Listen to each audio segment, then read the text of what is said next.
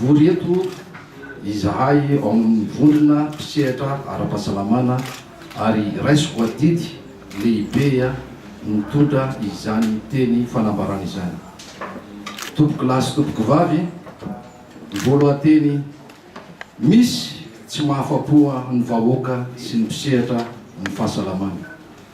Voalohany indrindra amin'ny ankapobeny dia ampy fitiavana no safidiny rehetra misehatra ny fahasalaman'ny vahoaka mba anjakany ny rariny sy ny hitsiny, justice sociale logistique.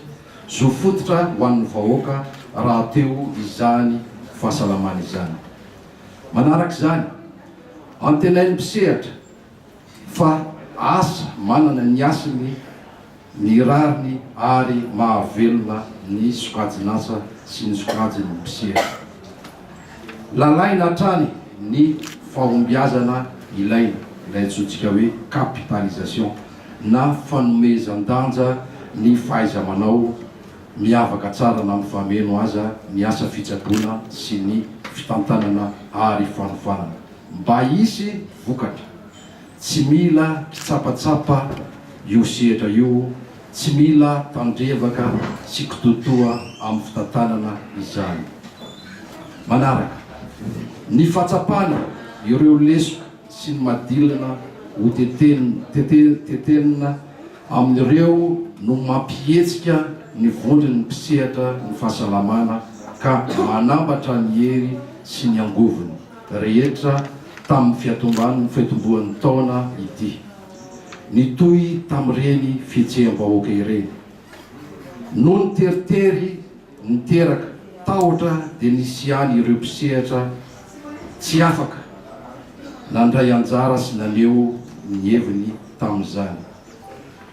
Amin'izao eo amin'ny kion-dalana diavin'ny firenena izao dia tena mila fanavaozana tokoa ny fivaha-penitra mahery vaika ka hamaly ny tena filan'ny vahoaka malagasy ny sehatry ny fahasalamana. Noho izany,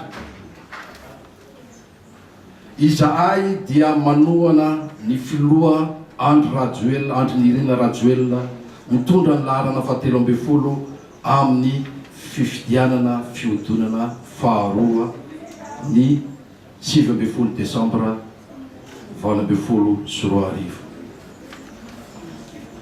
Eny tompoko, no inona hoy izitsika no antony hifidinany filoha Andry Nirina Rajoelina? Voalohany, resy lahatra ary ny sokajin'ny mpisehatra fahasalamana rehetra fa any afaka mamaly izany ny filan'ny vahoaka izany dia ny vina sy ny paikady UM naroso ny kandida 17 sy nanaovany velon-drano.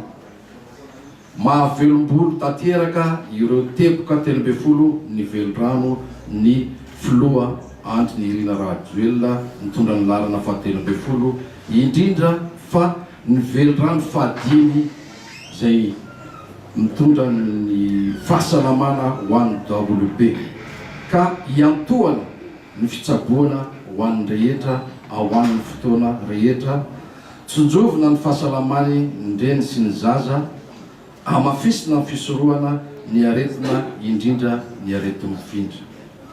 Eo ihany koa manana andraikitra lehibe koa ny sehatry ny fahasalamana amin'ny fikarohana sy ady amin'ny tsy fanjari-tsakafo izay hitantsika eo amin'ny velon-drano fahasivy.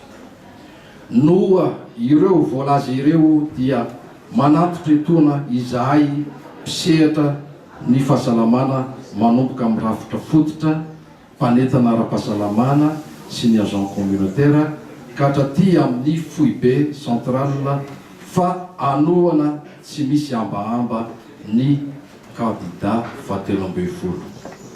Antso ho an'ireo namana rehetra, miantso ireo namana anatevina sy hiara-nambatra ny hery rehetra anavotana ny tanindrazana indrindra fa ny fahasalamam-bahoaka.